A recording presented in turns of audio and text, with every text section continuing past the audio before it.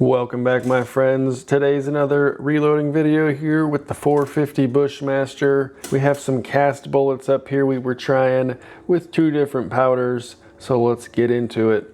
First off, we've got the Lee 457-340. I have two variations. This one is a softer, heavier mix with only range scrap. This one was linotype added at exactly 340 grains compared to this one at 350. So I was testing 5 of these versus 5 of these. And then over here I ran out of the softer mixture, but this is the same thing. This is the harder one versus the range scrap version. 408 grains versus 412 grains with the heavier. So if you've been following along, we've been using AA1680. Our gun's functioning flawlessly. It's treating the brass real nice. We got good ejection patterns with this load at least. So let's get into it and see what we did on the target. So here we have 10 shots with the 350 grain, and actually I shot 5 of these and then I had my buddy shoot the second half, and so we have a 10 shot group here at 50 yards. So at the end of our widest points here, we're right at 1.87, and then if we subtract our 452, we're at about 1.22 for 10 shots there at 50 yards. So if we extrapolate out to 100, we're looking at 2.5 inches, probably 3 if you add human error into it. That's me, yep. So 3 MOA with a cast bullet here. I'm pretty excited about that. And if we look at the chronograph numbers, these are pretty tight as well. Our velocity, 1722. That's pretty stinking hot for a 350 grain in the 450 Bushmaster in an AR-15 with that tiny ass bolt face. Anyways, we had an extreme spread of 30 and our standard deviation of 12. Super excited about this load. And I'm not seeing any super scary brass pressure signs or anything. Our primers are looking good. So let's take a look at that real quick. So here we are on the left, these 10 here. You can see rounded primers, no ejection swipes or claw marks from our extractor. None of that nonsense. And we can see the same over here with our lighter, harder bullets over here. Rounded primers, no pressure signs. Good stuff with this bullet today. But let's check out the target for these with the harder alloy. So hard to tell if this was a fluke or not, but again, I shot the first 5 and then Buddy shot the next 5. So here were the 5 that I shot. And then we had a few out this way for the next 5. So again, with my flyer here in this group, we're probably at the same, maybe 1.8 to 2 inches or something, maybe 2.2, or it could be, 10 inches. But also, let's look at this chronograph data, because this is interesting here. So, a little physics here from a dummy. We have the same amount of energy between the two. This one is lighter, thus it's going to be easier to push, generating less max pressure to be able to get it out the barrel. With only a drop of 10 grains in weight, our velocity dropped almost, 40 feet per second? 50 feet per second with the 10 grain and an alloy change. It seems like this one didn't want to maybe obturate as well. So we have a little bit of a swing here in our numbers, and as well as that lower velocity due to the less amount of pressure to push it out the barrel. But they did both function perfectly. It locked back, all that good stuff. And maybe if we come back and visit this one with accuracy, we'll see if we can do 10 shots again. But I really like this, especially because it's range scrap. I don't have to throw in any linotype or anything to harden it up. So that's pretty sweet, and that's good enough for anything around the neck of the woods around here. But have you guys experienced that? Lighter bullet, obviously needing less pressure, generates far less velocity though with the same bullet and just a different alloy. Very interesting there. And of course, no stability issues, all rounded circles there, no problem. So far for cast bullets in the Bushmaster with 1680, I'm freaking loving it. But let's check out our next bullet, the 405 from Lee. These are going to weigh 408 and 412 grains. Let's see what happened on these. Alrighty, so let's just back out real quick, and you'll see that these targets are pretty identical. We've got 4 in about the same amount of space and then 1 flyer. I'm gonna call this human error for this one, but we can revisit these, no problem. I only did 5 of each, and I'm actually out of that. So this is the only one we can come back to.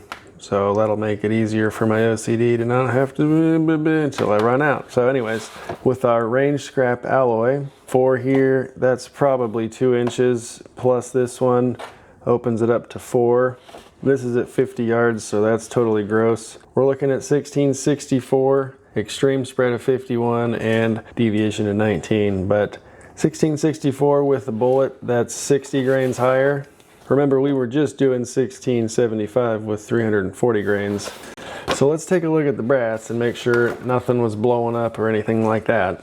Nice rounded primer, not a whole lot going on. And then move on to our second one here. I don't know if I've ever seen this before, but look at this twisty motion here. So I'm not totally sure, but here's a little speculation. Let's pretend that this is in the chamber and firing. The bolt is starting to pull back while it's still locked up here. So it's starting to maybe pull. Is that what's happening? As it opens up? I don't know, is that gonna rip in half? That could be scary. Let's take a look at our next shot. Nothing on the third piece. Primers are still looking good though. The brass, you know, looks pretty clean. We can see it obturated and we didn't have any blow by of the powder. We got a full burn here, so no worries there. But then our fourth shot, this one too. I mean, maybe I was complacent loading them and don't remember these there, but that's a little sketchy. I don't know if that's about to rip in half or what, but I'm gonna set these two aside and not put them in the rotation. And then our last piece here with the 412 grain slugs, which this velocity with 412 grains, this is pushing past a 12 gauge slug at 437 grains, moving 1550 to 1600. So this right here makes 12 gauge slug look at, anyways, let's check out our harder alloy. Here's actually 5 shots with 8 of them. Looks a little better. And now that I think of it, I'm an idiot. This one came from the target above it that we just looked at. I had them overlaying. So I am an idiot, ignore that. Obviously these 5 here came from this one. So this looks a whole hell of a lot better here with our harder alloy. 1646, 17 extreme spread and single digit 6 on the standard deviation. Another weird thing here, we did not have that much of a swing in velocity. This is only about 18 feet per second drop rather than 50. Going between our alloys. So that's interesting, but this one tightened up our velocity spreads while this one was more open on the heavier one that might have obturated better as we thought with our last bullet. I don't know, man, this ballistic stuff is a little crazy. Okay, wrapping it up, you see this powder back here, that's AR+. You're thinking, what the hell do you have AR+ for? Well, this is Lovex equivalent D073-04. And a viewer that's been talking recently in the comments just started kind of posting his own videos too, so go check out Mr. John Oakley. He contacted Shooters World and he sent me the data that they have. So we're trying those out with this 340 grain bullet as well. So let's get into that target. So this was a pretty simple test. I was using their maximum charge and going down 1 grain for 5 charges. And we see our velocity here, 1331. Second shot 1340. Next shot jumps all the way up 80 feet almost to 1429.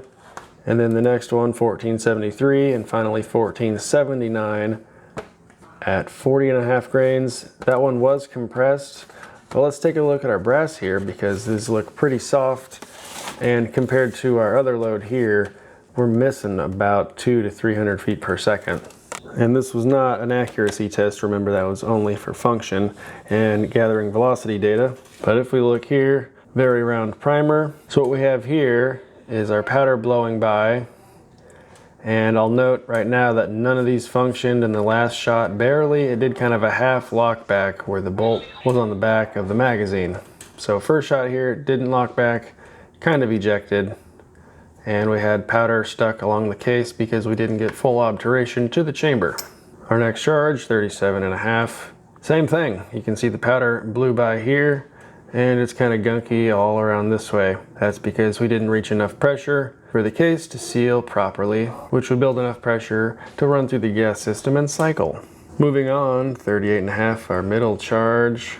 Primer starting to flatten, but still very rounded on the edges. No other signs of pressure on the brass. So this is pretty interesting. We have the powder blowing by, and then you can see granules of powder got stuck here by the time the case blew out to the chamber, and now we have these little speckles that got fire formed into the brass from the outside of the chamber. And there's horrible lighting, but you can see some unburnt powder in there. Still not getting a full burn. On to our fourth charge. 39.5. Same thing, look at this. Powder comes out, bullet still moving away. Unburnt powder gets pushed back this way as the flame and pressure moves out. And by the time the case starts to obturate, we have this crazy effect going on there. And our primer is still pretty round there. And of course, primers are a bad gauge of pressure, but I'm pretty used to seeing what these 450s do because it's the only one I've used for the Bushmaster so far. And here was our maximum charge, where we still had powder coming out, and it looks like a lot more unburnt powder too. Case looks fine, and we were only at 1479 velocity. Maybe I'll go up a half or maybe a grain, but it seems right now like this one and this bullet at least aren't the best combination. So maybe they'll work better on the heavies where it takes a little more pressure for that freaking heavy train chonker to actually move out. So maybe that powder will burn with a heavier bullet. It is a very slow burning powder for the cartridge, so that is exactly what we see here. And if I didn't say, the recoil was all very soft compared to these full power loads over here. You should probably not replicate any of this, but that goes without saying. So all in all, pretty successful range trip. We got a lot of chronograph data. I'm super impressed with this, especially because it's range scrap, which means it takes a whole hell of a lot less effort and it's actually free compared to adding linotype. So I really like this charge here. And then, however, if we move up to the harder alloy with the heavies, this one seemed to do better. But I'm gonna play with the charge a little bit. Maybe try some CFE black instead of 1680. We switched out the buffer. We're able to function now. We can probably drop our powder charge down a little bit, and that could help us as well. And also note between the two bullets, pretty consistent point of impact. Here we have the 350s and then the 412s right in that little blue area if you're aiming in the center. So pretty consistent. If I were to switch between the two loads, I like that. And I guess that's going to do it for now. I don't think I'm going to pursue the AR Plus at this moment, but we'll look further into it. Maybe I'll run it in Gordon Reloading Tool or something and see if there's a magical number. I was crimping pretty hard, and we did get these to have a nice clean burn, so this powder I think could be too slow for that bullet. Perhaps we'll try the big chonkers later. So thanks again, Mr. John Oakley. Guys, go and check out his channel. He's doing lots of reloading stuff here lately. So thanks again. We'll see you in the next one.